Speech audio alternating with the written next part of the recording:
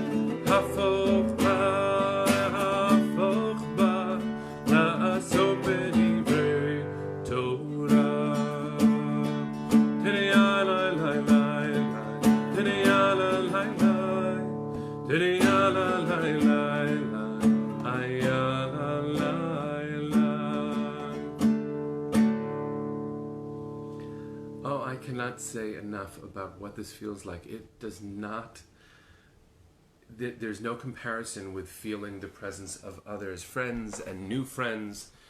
Thank you so much for being part of this energy every morning. To have 86 of us right now present from all over the place, including Jonathan in Krakow. It's, he said it's 3 p.m. in Krakow. It's time for Menachem in the morning. I don't even know what to call these things, except to say that there is joy when you see hearts on your screen. There is joy when you see friends on the screen. So wherever you are, really wherever you are, please feel the love. I certainly do. And to be able to share some purpose and some Torah, and to know that the work we are doing is making a very big difference in the world. To those who were part of Giving Tuesday Now yesterday, hopefully all over the world doing a lot of good through a lot of organizations, we surpassed our goals because of the generosity of people who knew that we mean to be present and healing and strengthening in the world for others. Thank you to everyone who was part of that. There is something really powerful about this week's Torah portion that I only remembered yesterday. Every week I'm trying to find a nugget from this week's Torah portion, and I wanted to share it, but first ask a question. I haven't thought to ask a question and get your responses. And this is asking from a place of spirituality. What do you think is an essential and holy part of leadership? What would you want to see in a leader who embodied spirit? What is an essential quality? So I don't know if you want to write in your answers, but it is a big question that the Torah asks today. So if you feel like answering the question, what is an essential spiritual value in a leader? This is what I remembered. When I was ordained at JTS, long time ago, my teacher, Rabbi Alan Kensky, who was the dean of the rabbinical school at the time, gave a beautiful talk to all of the emerging rabbis in the room. And he spoke from this week's Torah portion, and I only remembered this yesterday. When the priest is born, the priests have their role because of who their father is, really, not because of anything they've done to earn it. That's one of the challenges of an inherited hierarchy. You know, if it's not a meritocracy where you earn it, if you inherit it, who's to say that you are worthy of the position of leadership? The priests had many tasks: offering the sacrifices, collecting the truma, which is sort of a tax in order to support the holy, that was active in the Jewish people, the Israelite people. There was one essential thing that they did, that in Israel they still do, if for the communities that still maintain the role of the priest as part of religious community. And outside of Israel, many communities, traditional communities, during certain days, certain holidays, have the priests come up and they offer the priestly blessing, Birkat Kohanim. Now, we recite it every morning, but the priests actually come up to the bima or in front of the community. In some communities, it's the men and the women, and it is a powerful act of blessing from specifically assigned people. It's complicated. Why couldn't everyone bless everyone? Okay. But the priest gets up, and you know this because Mr. Spock, Leonard Nimoy, alav hashalom, may his memory be for a blessing, would do this. The Vulcan salute, right? This was actually, and there are great YouTube videos of Leonard Nimoy talking about how he learned this as a child from his Jewish community. This is how the priests bless the people. They stand before the community. We close our eyes as an act of humility and devotion, and the priests bless us. But they offer a blessing before they offer the blessing, right? They say a Baruch Atah kind of blessing before they say Yivarechecha Adonai v'yishmerecha. May God bless you and protect you. Rabbi Kensky taught us, and I just didn't know this because I'm not a Kohen, that the language of the blessing is the way that a priest must incline their heart in order to qualify and offer the priestly blessing effectively. The end of the blessing is Livarech et amo Yisrael be'ahava. God, you called upon us as priests, as Kohanim, to bless the people with love. You called upon us to bless the people with love. And there are Hasidic teachers like the Ishbitzer, Rabbi Mordechai Yosef Leiner, who say that if the Kohen, if the priest does not incline their heart with love toward the people, they cannot bless. So it's not to say that that's the only quality of a leader, but loving the people you serve. And love in Jewish terms is not what I feel. Loving is what I do with my body. And so in order to act as a Mamlechet Kohanim, as a kingdom of priests, which is a complicated assignment the Jewish people has received over the years, in order to be a Mamlechet Kohanim, we are called to offer our physical selves and to feel the love that we embody through our deeds. And that's how we are qualified to be leaders.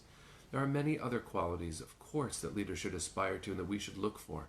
But isn't that a powerful reminder from this week's Torah portion that the heart on your screen and the actions you take and the collective power we have to make the world a better place, that is all actually an ancient truth that we're called to reflect upon and embody.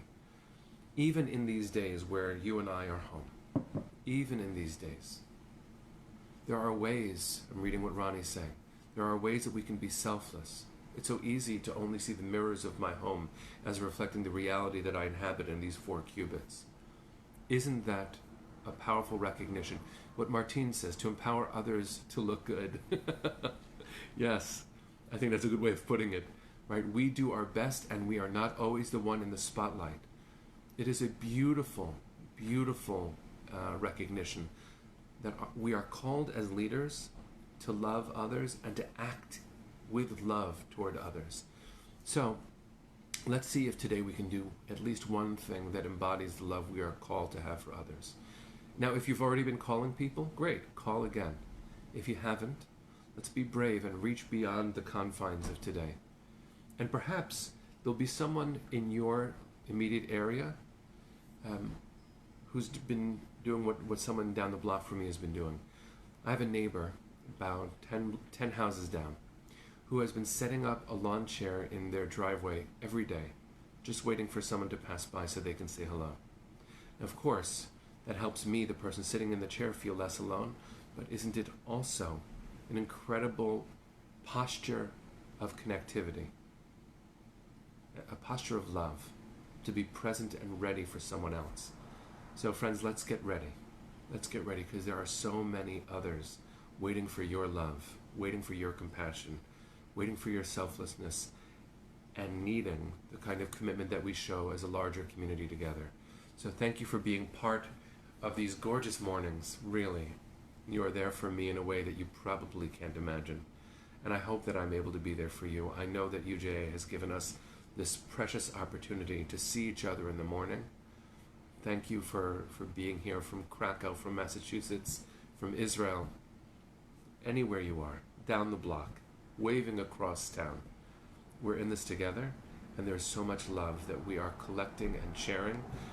We have a lot to offer the world. Thank you for making sure these mornings are reminders of just that. Let's sing our way out, and see you tomorrow morning at 9 o'clock.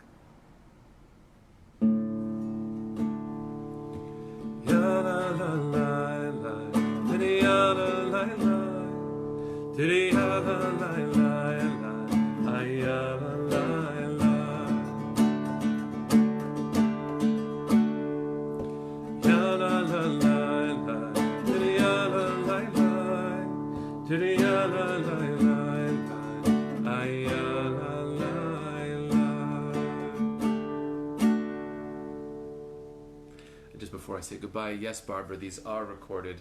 Go to the UJA Federation New York Facebook page and you can find everything we've done so far. Take care of everyone. So much love. Boker Tov.